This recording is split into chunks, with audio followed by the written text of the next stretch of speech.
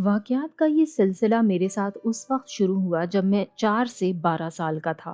جب میں چھوٹا تھا تو میرے اسٹیپ ڈیڈ کا دوست جارج ہمارے گھر میں ایک روم میں رینٹ پہ رہتا تھا۔ ڈیڈ نے اسے جگہ دی تھی کیونکہ اس کی ڈیورس ہو گئی تھی، تو اس کی بیوی نے اسے گھر سے نکال دیا۔ لیکن وہ اکیلا نہیں تھا، اس کے ساتھ میری ہی عمر کا اس وقت 4 سے 5 سال کا بیٹا تھا۔ دونوں ایک روم میں ہمارے گھر میں رینٹ پر رہنے لگ گئے تھے۔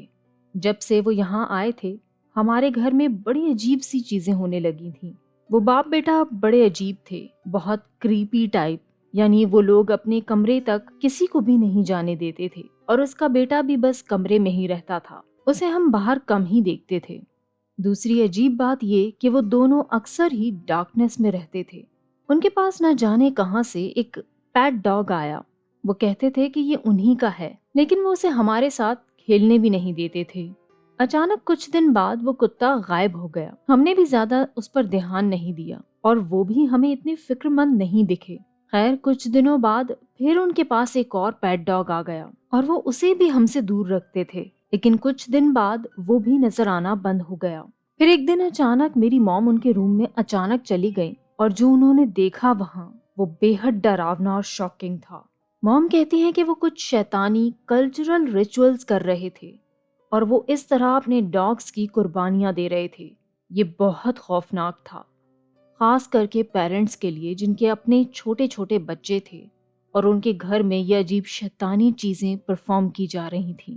میرے ڈیڈ نے انہیں گھر سے فوراً ہی نکال دیا، لیکن وہ پھر بھی ہم سے دور نہیں گئے، بلکہ ہمارے بلاک سے 2 بلاکس ہی دور رینٹ پر رہ رہے تھے۔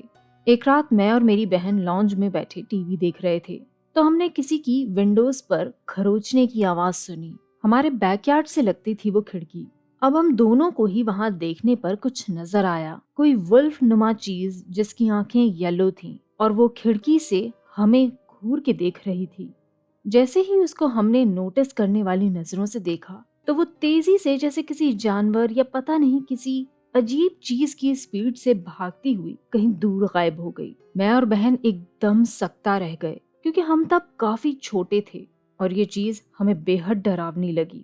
ایک اور رات ہم اپنے کمروں میں سونے جا رہے تھے، تو جس کمرے کو ہم نے اس انکل کو رینٹ پر دیا تھا وہاں سے زوردار بینگ کی آواز سنائی دی۔ میں اور میری بہن خوف سے ہل کے رہ گئے، کیونکہ ہم اب اسی کمرے میں رہتے تھے، لیکن وہاں اندر کوئی نہیں تھا۔ اس پر میری موم نے بھی کہا کہ وہ ایسی آوازیں کئی بار سن چکی ہیں، اور تسلی دی ہم بچوں کو کہ کوئی خوف والی بات نہیں اس میں۔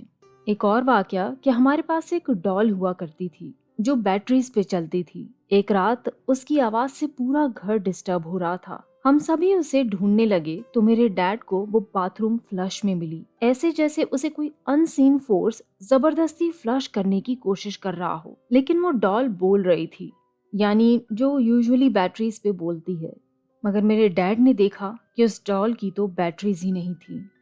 اب ایک دن ہم سب فیملی ممبرز واکنگ ڈسٹینس پر موجود ایک اسٹور گئے، اور وہاں سے واپس آئے تو ہمارے گھر میں سب چیزیں بکھری پڑی تھیں، ایسے جیسے کوئی ارتھ کوئک آیا ہو، لیکن صرف ہماری پراپرٹی پر۔ ہم نے وہ گھر پھر بھی نہیں چھوڑا، کیونکہ ہم کوئی اور گھر اس وقت افورڈ نہیں کر سکتے تھے۔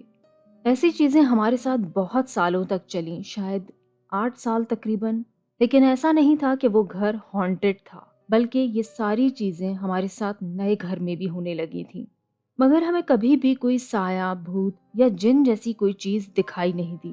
مجھے لگتا ہے یہ سب اس دن سے ہوا جب سے وہ جارج ہمارے ساتھ رہنے آیا۔ وہ جو بھی شیطانی چیزیں کر رہا تھا اس سے ہمارے ساتھ کوئی چیز رہنے لگ گئی، جو اب تک بھی شاید ہماری فیملی کا حصہ بن کر ہمارے ساتھ ہی رہ رہی ہے۔